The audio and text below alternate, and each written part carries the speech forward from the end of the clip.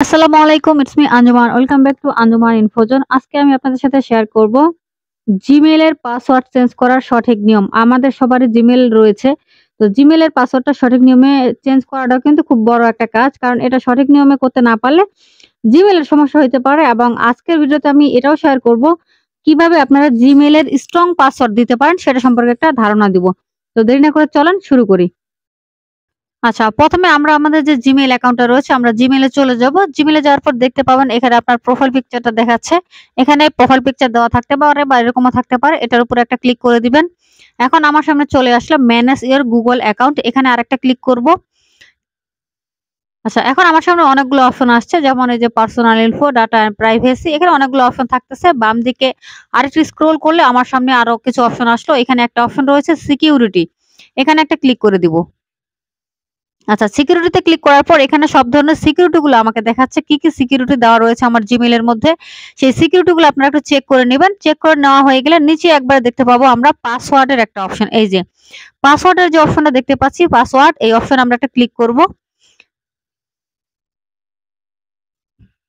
আচ্ছা, এখানে ক্লিক করার পর আপনাকে ভেরিফিকেশনের জন্য এখানে আপনার গুগলের পাসওয়ার্ড বা জিমেইলের পাসওয়ার্ডটা দিতে হবে। যে জিমেইলটার আপনি পাসওয়ার্ড চেঞ্জ করবেন, যেটা আগে দেওয়া ছিল সেই জিমেইলের পাসওয়ার্ডটা দিয়ে এটাকে আবার একটু কনফার্ম করব।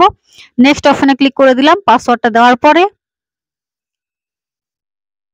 এখন দেখেন আমার সামনে অপশন চলে আসছে। ১ম এ আসছে নিউ পাসওয়ার্ড, নিচে দেখতে পাচ্ছি কনফার্ম নিউ পাসওয়ার্ড। তো ১ম এ যে বক্সটা রয়েছে নিউ পাসওয়ার্ড, এখানে আপনি নতুন যে পাসওয়ার্ডটা দিতে চান সেই পাসওয়ার্ডটা এখানে টাইপ করে স্ট্রং পাসওয়ার্ড দিবেন অবশ্যই। এই যে দেখতে পাচ্ছেন আমি পাসওয়ার্ডটা দিয়ে দিয়েছি নিউ পাসওয়ার্ডের জায়গায়। এরপর নিচে যে কনফার্ম নিউ পাসওয়ার্ড রয়েছে উপরে যেটা দিয়েছেন সেইটাই আপনি নিচে দিয়ে দেন। সেম পাসওয়ার্ডটা নিচে দিবেন। এখানে কিন্তু ভুল হলে কিন্তু নিবে না। এরপরে দেখতে পাচ্ছেন নিচে চেঞ্জ পাসওয়ার্ড। এই চেঞ্জ পাসওয়ার্ড অপশনে আমরা একটা ক্লিক করব। আচ্ছা, চেঞ্জ পাসওয়ার্ডে ক্লিক করার পর এখানে আছে দেখেন কিছু অপশন আসলো। You will stay sign in on this device after changing you. আচ্ছা, এখানে আমাকে বলছে আপনি পাসওয়ার্ডটা চেঞ্জ করার পর এই ডিভাইসের মধ্যে এই জিমেইলটা লগইন থাকবে, সেটাই কিন্তু এখানে বলতেছে। The device that you are on now, এই মুহূর্তে যে ডিভাইসের মধ্যে এটা অন রয়েছে আপনার জিমেইলটা, সেটাই বলছে। আমার ডিভাইসের নামটা দেখাচ্ছে, সবকিছু এখানে কিন্তু আমাকে দেখাচ্ছে। চেঞ্জ পাসওয়ার্ড এই অপশন আমরা ক্লিক করে দিব। এই অপশনে ক্লিক করে দিলে আমাদের পাসওয়ার্ডটা কিন্তু চেঞ্জ হয়ে গেল। এই দেখেন ওই কিপ ইওর অ্যাকাউন্ট প্রোটেক্টেড। আচ্ছা, গেট স্টার্টেড লিখে আপনি এখানে আপনার প্রোটেকশন গুলো দেখে নিতে পারেন।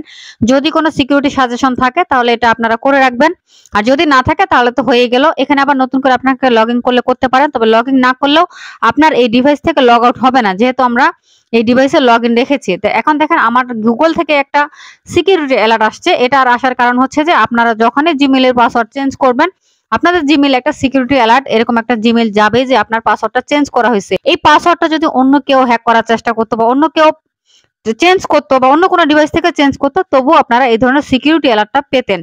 এর জন্য অবশ্যই জিমেইলের সিকিউরিটি গুলো ভালো করে আপনাদেরকে দিয়ে রাখতে হবে। জিমেইলের টু স্টেপ ভেরিফিকেশন, জিমেইলের ভেরিফিকেশন জিমেইল বা রিকভারি জিমেইল সবগুলো আপনারা সঠিকভাবে সেট করে রাখবেন, তাহলে কিন্তু জিমেইলটা সুরক্ষিত থাকবে। আর স্ট্রং পাসওয়ার্ড কিভাবে দিবেন সেটা সম্পর্কে একটা ধারণা দিই আপনাদেরকে। স্ট্রং পাসওয়ার্ড দেওয়ার জন্য আপনারা প্রথমে কোনো একটা নাম দিবেন। অবশ্যই নিজের নাম না দিলেই ভালো হয়। অন্য কোনো একটা নাম দিবেন আনকমন, যে নামটা কেউ জানে না। তারপরে সেখানে আপনারা বিভিন্ন সিম্বল অ্যাড করবেন, যেমন @, হ্যাশ, কোলন, তাছাড়া ডলার সাইন সহ বিভিন্ন ধরনের যে সিম্বল গুলো রয়েছে যে কোনো একটা সিম্বল ব্যবহার করবেন। তারপর আপনারা এখানে ডিজিট ব্যবহার করেন 1 2 3 1 থেকে 9 পর্যন্ত, 0 থেকে 9 পর্যন্ত যে কোনো পছন্দের ডিজিট আপনারা এখানে এলোমেলো করে দিবেন। এভাবে কিন্তু আপনারা স্ট্রং পাসওয়ার্ড দিয়ে দিতে পারেন। আর স্ট্রং পাসওয়ার্ড দিলে হ্যাকাররা কিন্তু সহজে এই ধরনের পাসওয়ার্ড গুলো গেস করতে পারে না। অর্থাৎ তাদের পক্ষে কিন্তু কোন রকমের হ্যাক করার ট্রাই অথবা আপনার ক্ষতি করার চেষ্টা করতে যদি চায় সে, তার পক্ষে কিছুটা কঠিন হয়ে যাবে। আশা করছি বুঝতে পারছেন। তো আশা করছি ভিডিওটি আপনাদের কাজে লাগবে। যদি লেগে থাকে অবশ্যই আঞ্জুমান ইনফোজন চ্যানেলটিকে সাবস্ক্রাইব করে আমাদেরকে সাপোর্ট করবেন। দেখা হচ্ছে পরবর্তী ভিডিওতে। সকলে ভালো থাকবেন, সুস্থ থাকবেন, আঞ্জুমান আপুর সাথেই থাকবেন। আল্লাহ হাফেজ।